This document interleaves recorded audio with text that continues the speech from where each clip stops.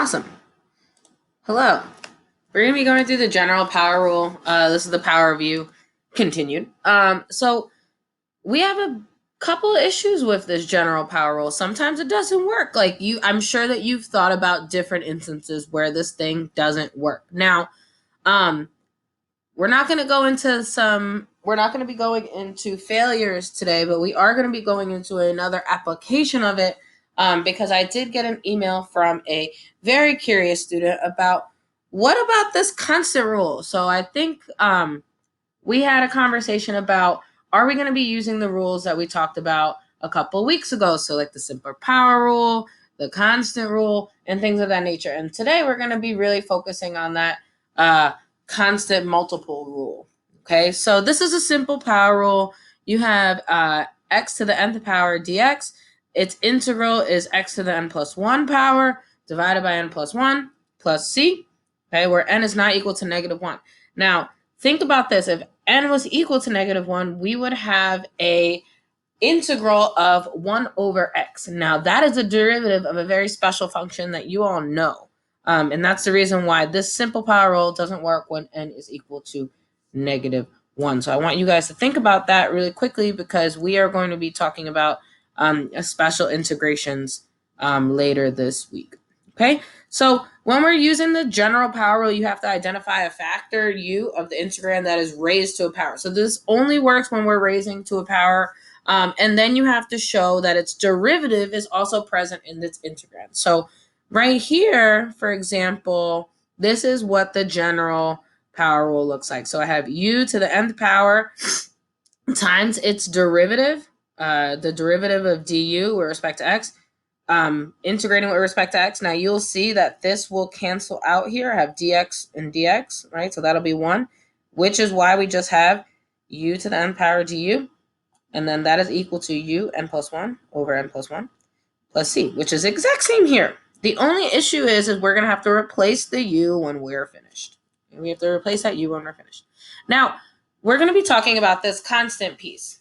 For example, let's look at this problem. I have the integration of x times 2 minus 4x squared. Now, here, we're going to identify my u as 2 minus 4x squared, which would make my derivative of u negative 8x dx. I don't have a negative 8 inside of my integrand here. So this is the integrand, what's being plugged into this integral sign. Do I have a negative 8 here? No, but I need it. So how do I put a negative 8 into my integral without changing the value of the integral? This sounds a lot like an algebraic problem, right? You guys remember changing the way something looks versus changing the actual value of it? This is exactly what we're doing here. In order for me to be able to use u substitution here, I need a negative 8 within my integrand. So I'm going to put it in there. So in order for me to put a negative 8 into my integrand, I also have to put a negative 1/8 into my integrand as well. Because what's happening here is I'm going to end up getting a 0, right? So I have a negative 8 and a negative 1/8. That's good, or a 1, excuse me, not a 0. It's going to end up canceling out, which is making my integrals still equal, right? So I'm changing the way something looks, but I'm not changing what it's actually equal to. So when I do this here, what I can do now is remove this negative 1/8, so it's not crowding me. We're not thinking about it anymore.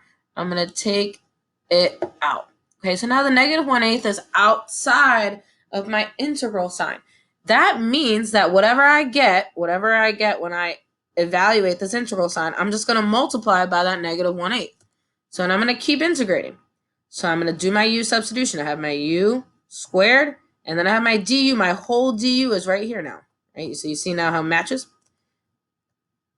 I'm going to keep integrating.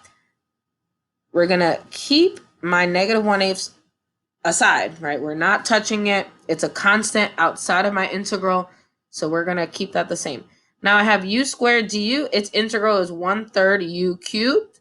Just check your work. You're going to take this 3 down. 3 times 1 is 3. 3 divided by 3 is 1. I get u squared, which is what I wanted, right? That's what I wanted originally.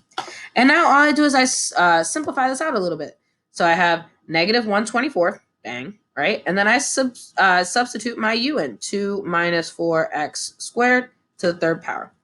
Now, if I was to take this derivative, I will be multiplying, right? So I would have 3, it would be negative 3, so that would give me the negative 1/8, right? And then I would have this whole piece here, so I would have 2 minus 4x squared to the second power, which is what I wanted. And then I'd be multiplying by negative 8x. But I would have negative 8x times negative 1/8, which is just x, which is what I wanted. Okay, so this derivative works. Okay, and one more. Ooh, I didn't put a animation on this, so let's just walk through what this looks like. It's really pretty. Everything is out here really nicely organized. So we're going to do this x cubed times 3x fourth plus 1 squared. We're doing this integral. My u is 3x to the fourth plus 1. Its derivative is 12x cubed dx. Now, I don't have a 12 inside of here, so that means it's my responsibility to place it in. Okay, so I factor in a 12 and its reciprocal into the integrand. So you can see that here. I have the 12 that I need, which is this 12, and then I also have its reciprocal. Now, I need its reciprocal there in order to not change the value of my integral. I need it to be the same. Because, for example, if I put a 12 in here, that would change the original value of the integral. And when I integrate that, I'm not going to get the same answer. I'm not going to get the same answer. So the next step is just pulling out. We're going to pull out our 1/12. We're going to pull out the fraction, that constant, right? So we're going to pull this out. So now it's here. So I have 3x to the fourth plus 1 squared, 12x cubed, which is what I need in order to do my u substitution. So I have u squared now, du. This is a very easy integral. We just did it on the last slide. 1/3 u squared plus c, or u cubed, excuse me, plus c. And then it's getting multiplied by the constant that's outside. And I end up getting 1/36 3x to the fourth plus 1 cubed plus c. Now let's check this work real quick. If I take this down, I would have 3. I would have 3 times 36, which is 112, right? 1/36, excuse me. Then I would have 3x to the fourth. This derivative is 12x. Okay, that derivative is 12x cubed. When I multiply 12x cubed by 112, I get x cubed, which is what I need here. And then I would have that being attached to 3x to the fourth plus 1 squared, because I would be taking down this square value. Okay, and it ends up working really nicely. Now, I do want to just nip this in the bud really, really, really quickly, because I have a feeling that someone is going to ask me this question. This does not work with variables. It does not work with variables. This only works if I have an extra constant that I need to multiply or divide by. So for example, if I had let's say that this was not x cubed. Let's say that this was just 2, right? So if I have 2, 3x to the fourth plus 1 squared, this derivative is not present in the integrand. So I couldn't use that, okay? So this particular strategy will only work if you're multiplying or dividing with a constant, not a variable, okay? Not a variable. So I'm anticipating that question, so I just wanted to nip that in the bud real quick. But please feel free to contact me with any questions, comments, or concerns or issues. You are going to have a couple practice problems like this dealing with the constant. So please feel free to ask any questions, comments, concerns, or issues. And I hope you have a great day. Bye.